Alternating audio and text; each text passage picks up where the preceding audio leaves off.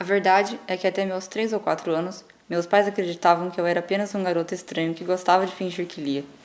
Mas aí chegou o dia em que passei dos jornais, crônicas e contos para os meus primeiros romances, e comecei a imitar gestos dos personagens principais e a garatojar meus heróis favoritos com giz de cera, baseando-me nas descrições que tirava dos livros.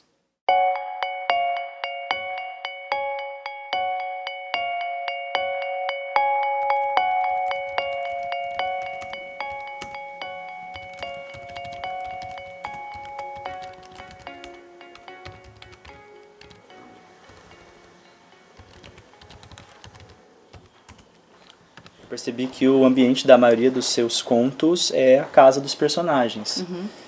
De que maneira que a sua casa, o ambiente que você vive, influencia na sua escrita? Bom, eu me considero uma pessoa muito caseira. Eu não gosto muito de sair, né? Gosto muito de ficar aqui. Eu amo minha casa, para começar.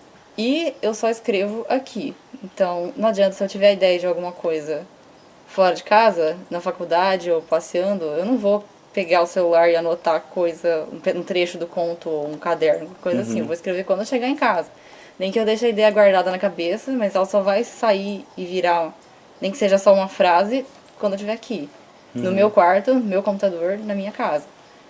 Então, o meu processo de escrita tá totalmente ligado aqui, sabe? Nada que eu produzir vai sair de um lugar que não seja aqui.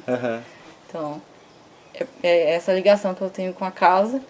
E aí eu acho que isso se reflete nas histórias, né? Como os personagens sempre têm muito de mim, então essa ligação forte deles com a casa aparece aí. Você falou sobre uma ideia, às vezes tem uma ideia na rua e você traz a ideia para casa para escrever. Isso. Inclusive lembrei de um dos contos em que a personagem tem uma ideia que é frágil, como um ovo, né? Ou algo como muito frágil que qualquer coisa pode Sim, é exatamente perder. a ideia daquele conto. Se eu tiver uma ideia fora de casa, eu vou ter que segurar ela até ela chegar aqui pra ela virar a história, sabe? Então, Você falou sobre esse processo de escrita, como que é o seu processo criativo?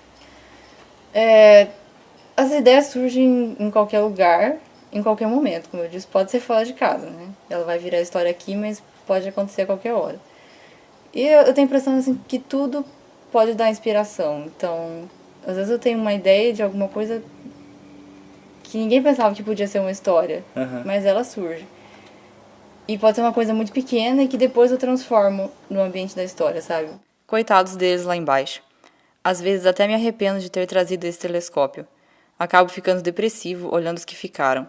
Sofro com o sofrimento deles, me lembrando de quando eu estava na mesma, antes de eu ser o homem da lua. Bom, você tem muitos contos, ou alguns contos, sobre filhos estranhos, né? Inclusive, o Bibliófago, que dá nome ao livro, inclusive, é um deles. Isso. Você se considera uma filha estranha?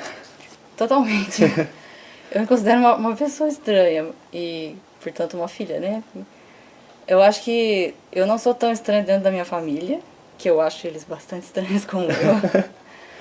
Mas eu sempre me achei uma pessoa estranha e... Mas não no sentido ruim, nem sempre, né? E eu acho que muito do que as pessoas acham estranho em mim veio da minha família, por isso a ideia de filha estranha, né? Porque as minhas características estranhas vieram deles, então meio que uma herança, acho. Imagino que tenha muito de você, então, no conto Bibliófago. O bibliófago sou eu, na verdade, né? Eu considero que praticamente todos os meus contos têm muito de mim. É uma coisa que eu, na verdade, eu não consigo evitar, então nem chega a ser intencional, porque é uma coisa natural. Quando eu vejo, eu já escrevi aquilo. O que é intencional são as partes que não são, né? Que eu tento inserir elementos diferentes pra não ficar, sei lá, tão na cara. Aqui, Branca de Neve. Aqui tem uma batatinha do McDonald's. Eu fico achando coisas. Aqui tem vários símbolos, assim, tipo, de várias religiões. Aqui tem os dinossauros.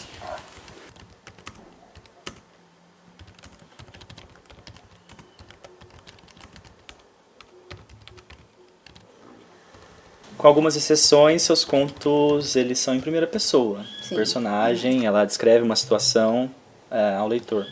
É uma estratégia de escrita intencional? Em parte, eu acho muito mais fácil escrever em primeira pessoa. Então, quando eu tenho alguma ideia, eu consigo expressar essa ideia mais fácil se eu escrever o texto em primeira pessoa. Às vezes é até um pouco de preguiça, porque quando eu vou tentar colocar o texto em terceira pessoa, dá mais trabalho para você fazer o leitor sentir aquilo que você queria passar. Em primeira pessoa isso é bem mais fácil. Você só fala, tô pensando isso e isso. E em terceira pessoa tem um narrador que vê tudo de fora, então ele não tem como saber tudo que tá passando na cabeça do personagem, então fica mais difícil expressar isso. Quando eu quero fazer um pouco mais de esforço no texto, eu ponho em terceira pessoa. Sem contar que quando tem o narrador, você tem que até estabelecer alguns limites, né? Até que ponto o narrador conhece, até que ponto ele sabe. Até que ponto ele é ciente de toda a história, né? Pode ser só um... O narrador pode, inclusive, nem ser um personagem, então... Aí fica mais complicado ainda, né? De se colocar na história. Se alguém olhasse para dentro do meu apartamento agora, iria encontrar uma cena no mínimo inusitada, se não depressiva. Estou sentado no chão da sala, no meio dos cacos de vidro que um dia foram o tampo da mesa. Tenho uma cadeira quebrada em duas do meu lado. O sofá está rasgado e o estofo sai por um buraco do assento. Parece a imagem congelada de um sofá vomitando espuma. Agora tem uma pergunta curiosa. Eu li todos os seus contos, li o livro inteiro. Gostei muito. Mas uma pergunta, assim, uma coisa que ficou... Eu preciso perguntar para ela. Por que a maioria dos seus personagens são homens? A maioria dos personagens principais? Assim, eu já falei que eu considero que eu tô em quase todas as minhas histórias, né? E isso não é... essa parte não é intencional. É natural me colocar. E às vezes fica tão óbvio que sou eu, que eu preciso fazer alguma coisa pra não ficar tão na cara. E a maneira mais fácil que eu achei foi trocar o sexo do personagem, porque quando eu faço uma personagem mulher, eu sou mulher, é ainda mais fácil de eu me colocar inteira lá. Então, pra evitar isso, pra colocar uma barreira pra mim mesma, não colocar todas as minhas características no personagem, eu trabalho com personagens masculinos. Porque, sendo mulher, pra mim, é mais difícil entender como um homem pensa do que mulher. Então, vai ser mais difícil eu colocar tudo meu lá se o personagem for homem. Eu tô mais distante. Isso que eu ia perguntar, se é difícil você criar essa diferença. É uma dificuldade que eu me imponho. A intenção é eu me distanciar um pouco do personagem, sabe? Não exagerar nessa proximidade. Porque, assim, eu gosto de textos em que o autor está se expressando bastante, mas às vezes quando exagera fica chato. Então é um cuidado que eu tomo, assim.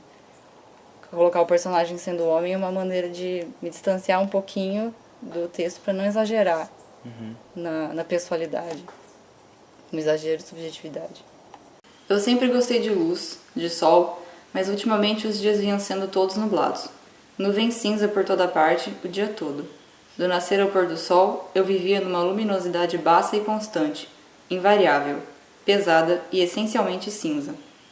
Você começou a escrever há 5 anos, inclusive com o seu primeiro conto, o Bibliófago, que você comentou que ganhou um prêmio, né?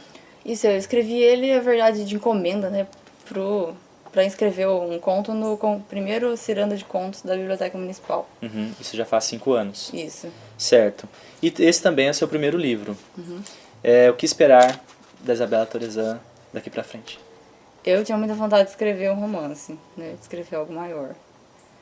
E apesar de eu gostar muito do formato conto, e é o que eu me senti muito bem escrevendo contos até agora, me adaptei muito bem a esse formato. Mas eu tinha vontade de escrever um livro maior, né? Um romance, uma história grande. E eu comecei a trabalhar em uma coisa, mas eu não posso garantir que ele exista, que ele vá sair, né? Como eu nunca escrevi romance antes, é sempre uma experimentação. Mas veremos. Você falou sobre romance. Isso. Você fez uma expansão no formato. Você, assim, não pensa numa redução do formato? Por exemplo, um livro de poemas ou algo do tipo? Ou você não cria dessa maneira? Não, com poema eu nunca me arrisquei. Eu gosto de ler poesia, mas nunca saiu. Não sei. Nunca consegui me ver como poeta, nem... É um formato ao qual eu não me adaptei como criadora. E ela até teria pensado em sair correndo e ligar para a polícia.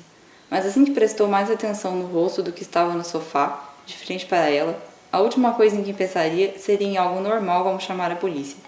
O homem tinha um olho só. Eu sou Isabela Torizan, autora do livro O Bibliófago.